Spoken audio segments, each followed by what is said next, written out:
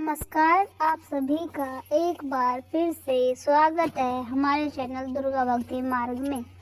आज मैं आपको श्री सत्यनारायण भगवान की दादी पोती की कहानी सुनाऊंगी। एक बार एक गांव में एक दादी और पोती रहती थी, जिन्होंने सत्यनारायण भगवान की कहानी सुनने का नेम ले रखा था। वह एक कलश में जल भरकर और फूल रखकर कहानी कहा करती थी और श्री सत्यनारायण भगवान का नाम लेकर पूजा किया करती थी। एक दिन पोती का विवाह हो गया। जब वह ससुराल जाने लगी तो दादी ने उसे कलश में जल भर कर दिया और कहा कि भगवान की कहानी का नेम मत छोड़ना, और उसे विदा कर दिया। रास्ते में पोती सोच रही थी कि बहू क्या लाई तो मैं क्या बताऊंगी। तब सत्यनारायण भगवान ने सोचा कि लड़की परेशान है, मुझे इसका संकट मिटाना है। पोती ने भगवान की कहानी कहकर अर्घ दिया और उसके सामने हीरे मोती का कुंडा भर गया।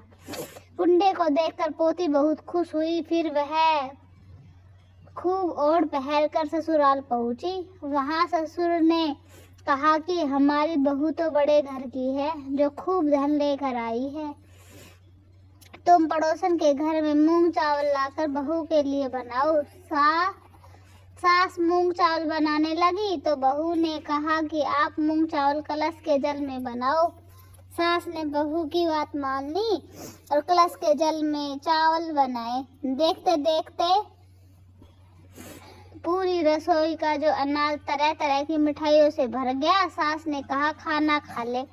बहू ने कहा मैं कैसे खा सकती हूँ, किसी ने नहीं खाया है, मेरा सत्य भगवान की कहानी कहने का नेम है। सास ने कहा मैं सुनूंगी कहानी। कहीं घर के सभी सदस्यों ने कहानी सुनी। उनके घर में धन का कुंडा भर गया। यह देखकर सास और अधिक खुश हुई और पड़ोस में प्रसाद बांटने चली गई। पड़ोसन बोली तुम अभी मूंग चावल लेने आ गई थी, इतना धन कहाँ से लाई। तब सास बोली मेरी बहू सत्यनारायण भगवान की कहानी सुनती है, इसी का फल है यह। सास की बात सुनकर पड़ोसन बोली मैं भी सत्यनारायण भगवान की कहानी कहा करूंगी। हे भगवान, जैसा आपने पोती को दिया वैसा सभी को देना। कहानी अधूरी हो तो पूरी करना। बोलो श्री सत्यनारायण की जय। और अगर आपको ये कहानी अच्छी लगे तो कमेंट में जरूर बताएं। धन्यवाद।